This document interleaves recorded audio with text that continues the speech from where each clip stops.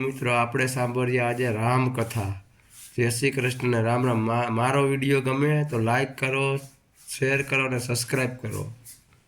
Folded hands. दंडक one में विराट वध फोल्डेड हैंड्स। सीता और लक्ष्मण के साथ राम ने दंडक वन में प्रवेश किया। वहां पर उन्हें ऋषि मुनियों के अनेक आश्रम दृष्टिगत हुए। वह क्षेत्र अत्यंत मनोरम था। वहां पर बड़ी बड़ी यज्ञशालाएं थी तथा हवन सामग्री भी प्रचुर मात्रा में उपलब्ध था। उन आश्रमों में तेजस्वी ऋषि मुनि अपनी आध्यात्मिक साधना में लिप्त रहा करते थे। वीर तपस्वियों के वेश में राम लक्ष्मण को देखकर वे समस्त ऋषि मुनि अत्यंत प्रसन्न हुए।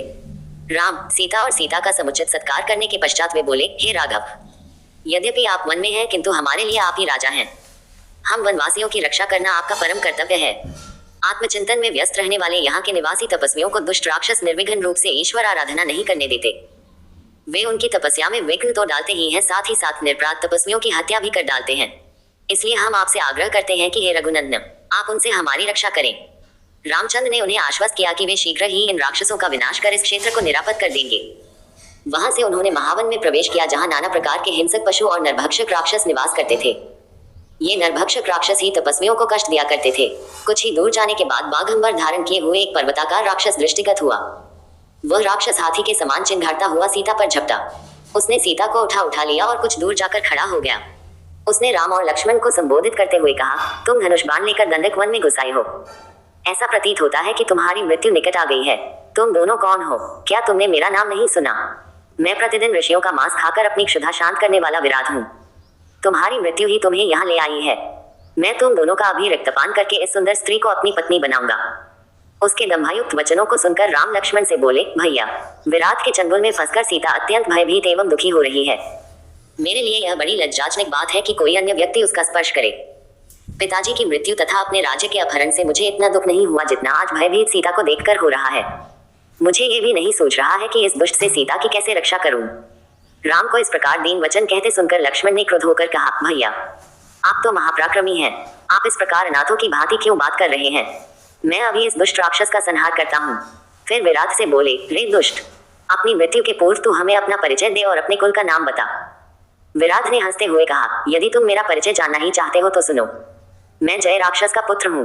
मेरी माता का नाम शत्रुदा है। मुझे ब्रह्मा जी से यह वर प्राप्त है कि किसी भी प्रकार का अस्त्र शस्त्र न तो मेरी हत्या ही कर सकती है और न ही उनसे मेरे अंगों छिन्न भिन्न हो सकते हैं। यदि तुम इस स्त्री को मेरे पास छोड़कर चले जाओगे तो मैं तुम्हें वचन देता हूँ कि मैं तुम्हें नहीं मारूंगा। विराट के वचनों से क्रोधित राम ने उसे तत्काल तीक्ष्ण बाणों से बेधना आरंभ कर दिया। राम के बाण विराट के शरीर को छेद कर रक्तरंजित हो पृथ्वी पर गिरने लगे। इस प्रकार जब घायल होकर विराट त्रिशूल ले राम और लक्ष्मण पर झपटा तो दोनों भाइयों ने उस पर अग्निबाणों की वर्षा आरंभ कर दी, किंतु विराट पर उनका कुछ भी प्रभाव नहीं पड़ा। वे केवल उसके त्रिशूल को ही काट सके। फिर जब भयंकर तलवारों से दोनों भाइयों ने उस पर आक्रमण किया तो वह सीता को छोड़ राम और लक्ष्मण को दोनों भुजाओं में पकड़कर आकाशमार्ग से उड़ चला। राम ने लक्ष्मण से कहा, भाई, हमें जिस ओर यह राक्षस ले जा रहा है, बिना विरोध के हमें उधर ही चले जाना चाहिए। यही हमारे लिए उचित है। विराट द्वारा राम लक्ष्मण को ले जाते देख सीता विलाप करके कहने लगी, हे राक्षस राज, इन दोनों भाइयों को छोड़ दो। मैं तुमसे प्रार्थना करती हूँ। सीता के आर्तनाद करने पर क्रोधित होकर दोनों भाइयों ने विराट की एक एक बाह मरोड़कर तोड़ डाली। वह मूर्छित होकर पृथ्वी पर गिर पड़ा। लक्ष्मण उसे सचेत कर करके बार बार उठा कर पटकने लगे।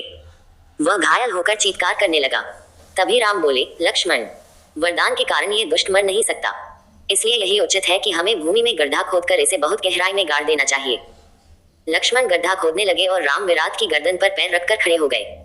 तब विराट बोला, प्रभु, वास्तव में मैं तुम्बुरु नाम गंधर्व हूँ। कुबेर ने मुझे राक्षस होने का शाप दिया था।